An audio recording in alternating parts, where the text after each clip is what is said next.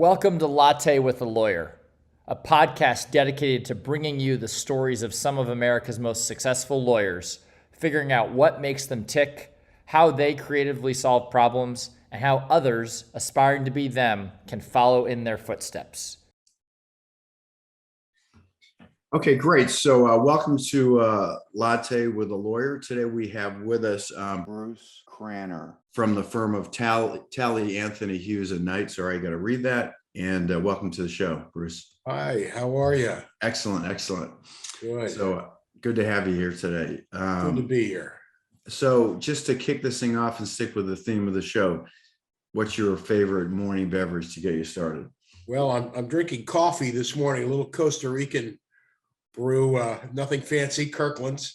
Okay. But on a good weekend morning, in a fishing camp or on a boat, it might be beer.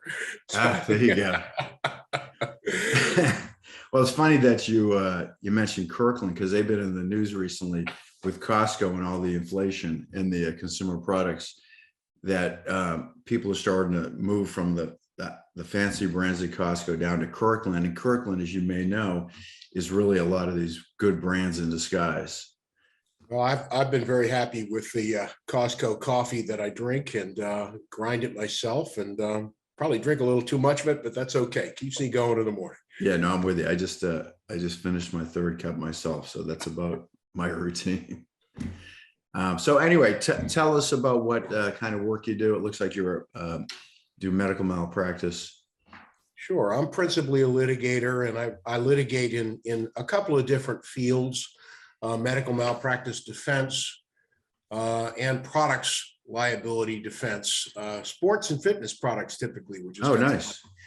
And I also do healthcare litigation, which often involves commercial litigation involving physicians and facilities, sometimes licensure work for healthcare providers. It's a mixed bag of mostly litigation-oriented work.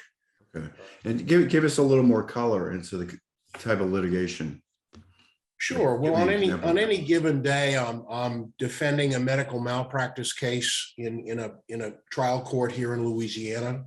Usually a case that's bound for a jury trial, and I try a lot of jury cases.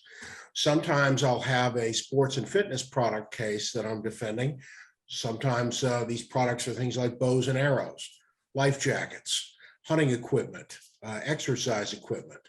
I've even had some interesting cases involving supplements used by bodybuilders. So I do a little of that kind of work.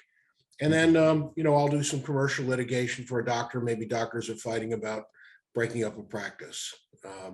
So it's an interesting practice, and that's really what I love. I'm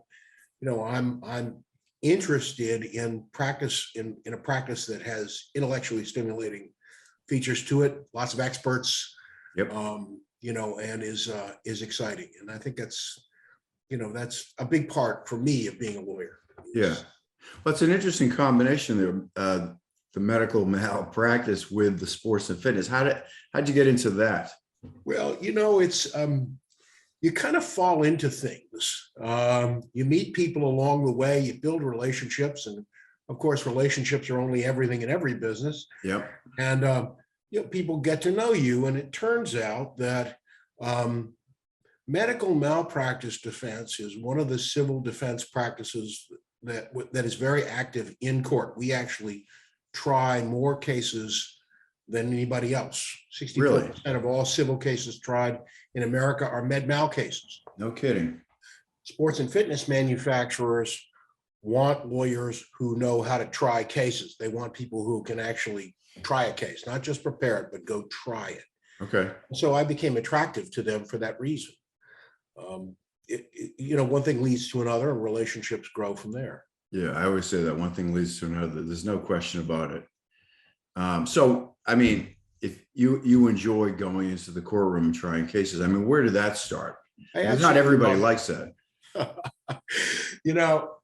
Everybody's got an origin story on something like that. And I should say it's going to sound ridiculous. It started in high school, where I found I enjoyed being on my high school radio station. As a DJ, I enjoyed the public speaking. I enjoyed being involved in student government. I loved making speeches. And then when I got to law school, I was a fair to middling academic student, but I found I did well in the trial advocacy piece. Okay. I did well on my feet. And, sometimes your career goals follow your talents. Yep. Maybe not necessarily your hopes, but your talents. And that's true. That's interesting. Yeah. Exactly. I wanted to be a professional basketball player. And you know what? A 5'9" guy just didn't make it. Yeah, there you go. So I wanted to be a maritime lawyer. I came to Tulane Law School to be in the maritime program, and I did go through the maritime program.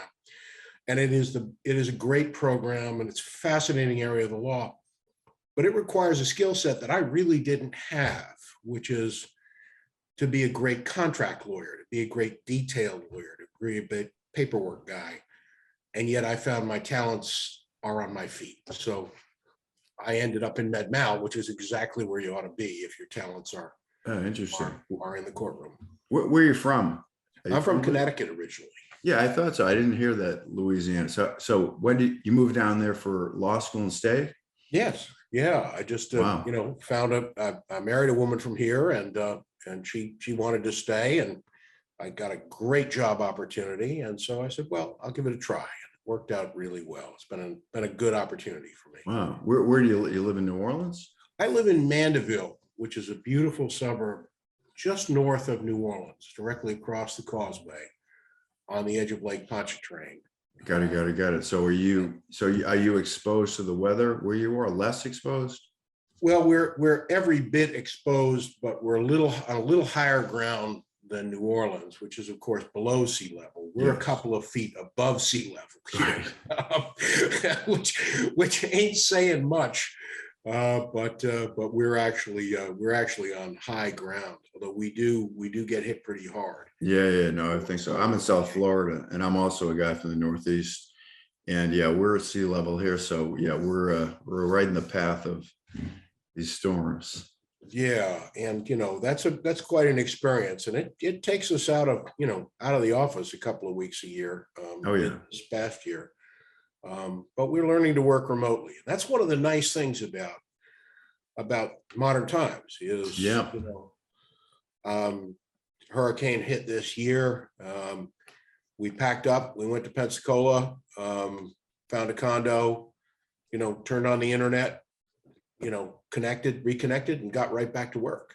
And I mean, everyone plans for disaster recovery, but you're right. I mean, if you're in a services business and you don't need to be physically in office, I mean, you can get up and running very quickly. It's really been great. Katrina taught us that. We weren't quite ready to learn it when Katrina hit back in 2005, right? Yes. We really weren't prepared for the extent that technology would allow us to expand our ability to work.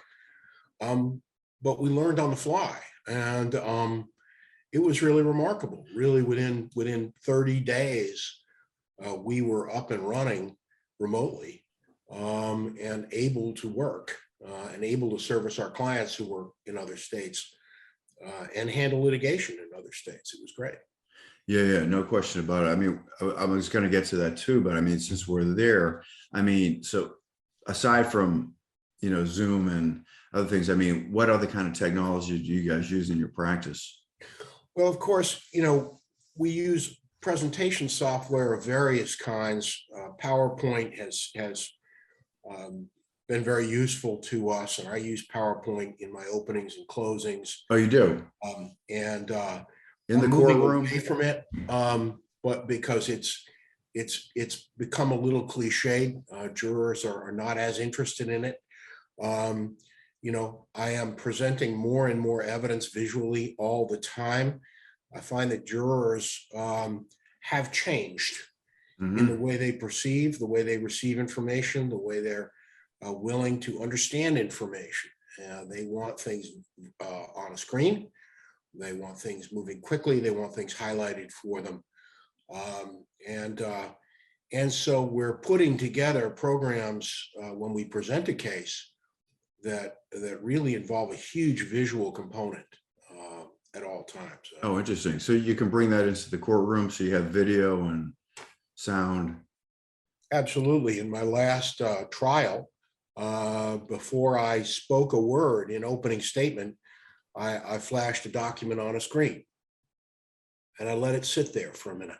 Interesting. Let the jury look at it, let them read it, let them see it. And I had it set up so that over the course of about a minute, it blew up and highlighted. They could see various parts of it, so that when I got up to speak about it, they had already read it. Okay. And that's what jurors are expecting now. They're expecting a lot more visual presentation. They're not ready for somebody like me to stand there and lecture them for an hour. Those days are gone. Right. Can they read? I mean, I don't know if anyone can read anymore today. They can certainly watch a video. You know, I'm finding they can, but reading on a screen is very different than reading in reflected light, and making sure that things are highlighted and blown up and that there's enough white space around what they're reading is key to people being able to see things on a screen. You have to be very careful about busy, and that's why I'm moving away from PowerPoint. It creates too busy a presentation. Well, it's a fact. I mean, even in a sales presentation, I mean, it's funny, you know, old school, or actually not even that old, but I mean, typically until not long ago, people would do these very dense PowerPoint presentations with lots of text, and nobody pays attention to that. You just need a picture. It's yeah. And you know, I'm an older guy. I learned to read on paper. My eyes and my brain aren't wired to read on a screen, but people my son's age, in their late 20s and early 30s, these guys' brains are designed to see things on screens, and they're designed to see things in a certain way. Right.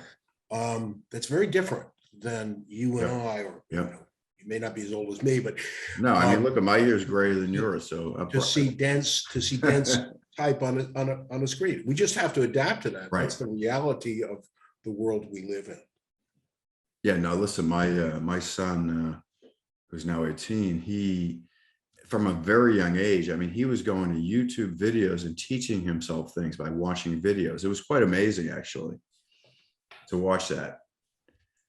It's astonishing how different the mental capacity of the younger generation, I mean, under 35, yes, maybe even under 40, and it's a gross generalization, but their ability to understand and relate to a world through a screen, to relate to computer, to relate to technology, is so much greater than ours. Yeah, mine. I agree. I myself, totally. And I respect it and I admire it, and let me tell you, I use it. Yeah, for sure. I rely on my younger colleagues very heavily. Well, that's good. I mean, you can't, you have to. I mean, you have to integrate what new things into what you're used to doing. Otherwise, you're going to become a dinosaur, right? Right. So let me ask you a question. I'm interested in the fact that you said you put this up on the screen and just let it sit there.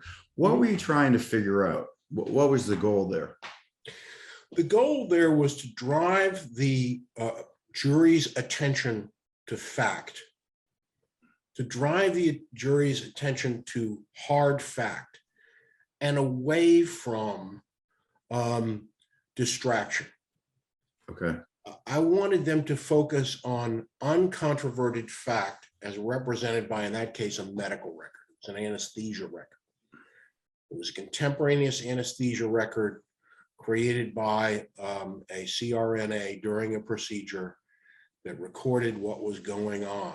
She was not sued. She was not a defendant. She was a very credible witness in her own right. The battle for a defendant is to fight the emotion. Right. The battle for a plaintiff is to win the emotion. My job is to do the opposite. Keep jurors focused on facts. Facts are a lot less enticing than emotions are. But you can appeal to the rationality of people. People want to be rational and they want to be taught. Once you start teaching them, you can overcome persuasion based on emotion or appeal or fear. Okay, so that's interesting. So, I mean, the name of our business is EmotionTrac, right? So Right. it's all about collecting emotion. So were you also trying to detect if there was an emotional response to what you showed them? Were you looking for that? Emotional response I was looking for is, wow, I like being pulled into this world. I like being treated like I'm smart. I like being treated like I can understand this. Yeah. I like being taught what's going on in the way that watching a Nova documentary on PBS makes you feel really smart. That's exactly what I'm looking for. That And how do you know if you're getting that though? How do you know you're getting that emotion? You know, you can't know till it's done and they grade your paper with a verdict. But you can watch them react. You can see them lean forward. You can see them reading. You can see when a part flashes up that you've highlighted, and then they kind of get that aha look on their face. Yep. I get it. I understand the process now. I understand how medicine works now. Is that what they're doing? Kind of look on their face. Just imagine how you feel when you watch a really great documentary about something that's very technical, like a cyclotron or genetics.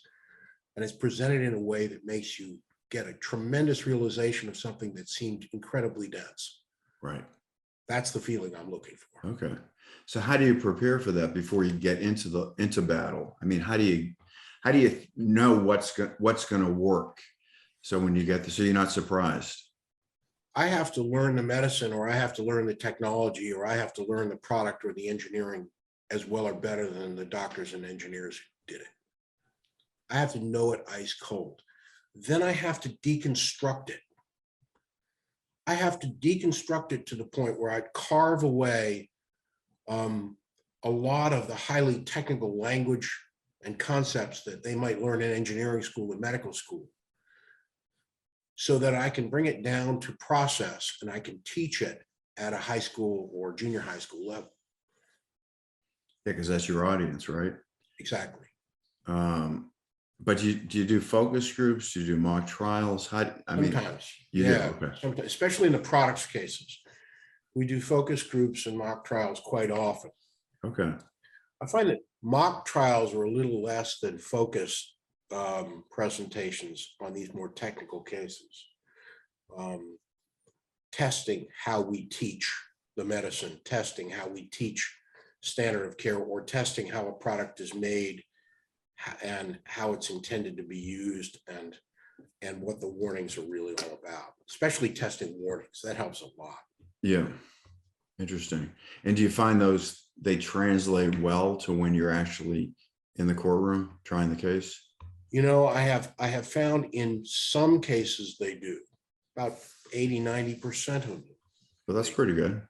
There have been some notable misfires, I have to admit, but in retrospect, some of those really were due to my conceptual errors and Okay. putting it together. So what happens when you miss it? I mean, so talk about it. I mean, I was going to ask you about it anyway, but like a case that sort of stands out in your mind, but give me an example of one that you got wrong. Well, I years and years ago, I had a case involving a medical staff privilege situation where medical staff privileges were taken away from a physician who had failed to perform a heart catheterization procedure in a very catastrophic way, resulting in the death of the patient. And the medical staff met and took away his privileges immediately. And I had actual film of the procedure, of the error. I mean, I could show the mistake. But I also had a physician who had a big practice, who was taking care of a lot of people, and who had lost millions as a result of losing his privileges. And I had, defendant physicians who were members of the medical staff who were frankly not the most appealing witnesses in the world. And even though I felt like I had tremendous medical facts on my side, Yeah, the optics of a well-loved physician losing millions of dollars being taken away by other physicians who are frankly not that attractive just ultimately didn't win the day. My focus group said it would. The jury didn't let, the jury came out against us. Interesting. So sometimes the focus groups give you a false. Sometimes they do. Sometimes they miss, in this case, missed the optics. I had bad optics. I had good facts, really good facts, but I had bad optics. I missed the emotion piece. Yeah. So emotions are important, obviously. You're trying to, yeah. Of course. Interesting. Yeah. Is there any other big case that sort of stands out, a really interesting one that you worked on? Well, there is one that I worked on that was really amazing, and it was an amazingly emotional piece, and it's relevant. And we talked about it once before, and happened a long time ago when the Reagan administration was pushing grain down the Mississippi River into ships to send to Russia to support Gorbachev's change in power in Russia with grain. There were a lot of Russian ships coming into the port of New Orleans to pick up grain on barges that had come down the river. And one evening, a grain ship came into New Orleans and anchored south of New Orleans, and a man jumped overboard and swam ashore, jumped into the Mississippi, swam ashore in Belle Chase, climbed up the bank and surrendered himself to a jewelry store in Chalmette, Belle Chase, actually. Yeah. They didn't know what to do with him. He didn't speak English. So they called, the government. The government came and took him, and turns out he was a Ukrainian national, Roman Catholic, who was asking for asylum. He wanted asylum in the US because he felt oppressed because of his faith. And the government interviewed him, decided to send him back to the ship. They put him on a pilot boat. They sent him back to the ship. And on the way back to the ship, he jumped overboard again, swam under the pilot boat back toward the river till they finally caught him. That's what happened. I was sitting in my office downtown one day as a very young lawyer. A knock came on the door.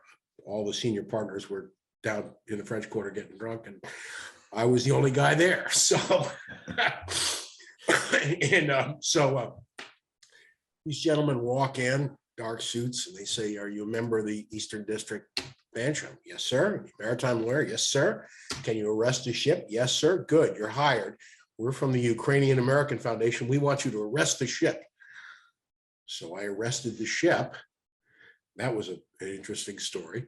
I bet, yeah. And then we had a hearing about whether or not the ship should remain in port while a determination is made about this man's immigration status. And of course, after a tremendous amount of very emotional testimony, I lost, and the ship went back to Russia.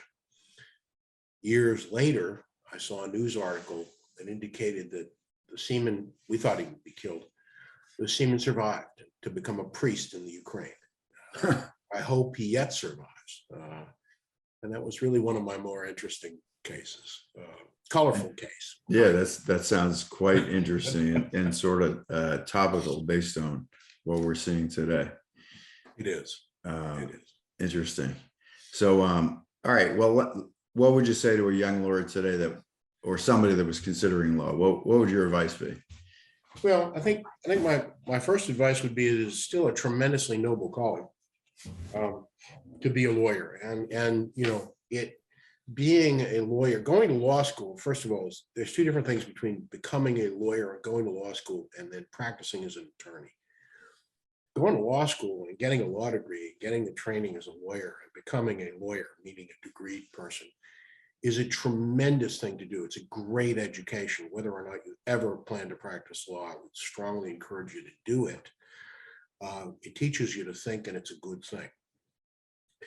If you decide to become an attorney, my advice is first and foremost, take it as a sacred duty. And that sounds ridiculous in this day and age, but it really is a sacred duty. We really are very important to society. The next thing is technology is only everything now. The future of the practice of law is about technology, using technology, adapting technology to solve the same problems that we've been solving since the days of quill pens. The skill set is different with technology, but the goals are the same. And the ethics have to remain the same. So if I'm a young lawyer, if I were a young lawyer, I'd say, you want to be a practicing attorney, go to law school, study as hard as you can, get the best grades you can, but learn the technology really, really, really well and be out front of it. Got it. Excellent. That's beautiful. I mean, particularly since we're a legal tech company, so I like to hear that. Absolutely. Good. And it's the same advice I've given my son, who's a lawyer. Oh, he's also a lawyer. Good. And my oldest son is a lawyer in Houston.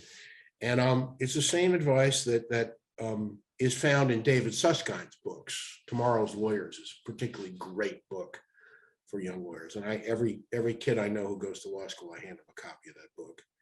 Ah, excellent. Excellent. That's cool. So if people want to get in touch with you and learn more about your practice, what's the best way to get in touch with you? Sure. I can be reached at bcranner@Talley, Talley, Anthony.com, or at Talley Anthony in Mandeville, Louisiana. And I can give you the phone number. It's, I have to look it up, 985-624-5010. And I'm easy to find on LinkedIn and easy to find on the web if you just Google my name. Excellent. Well, this has been a pleasure hearing your story. This is Bruce Cranner. Talley, Anthony, Hughes Knight in Mandeville, Louisiana, from Connecticut. It was good to have you here. Good to have you on the show too, right? Yeah. And this was sponsored by EmotionTrac, and we use artificial intelligence to help litigators like yourself get hidden insights from nonverbal communication, and they use it for valuations and case preparation and trials and mediations. Thanks again, Bruce. Thank you, John. Take care. Okay.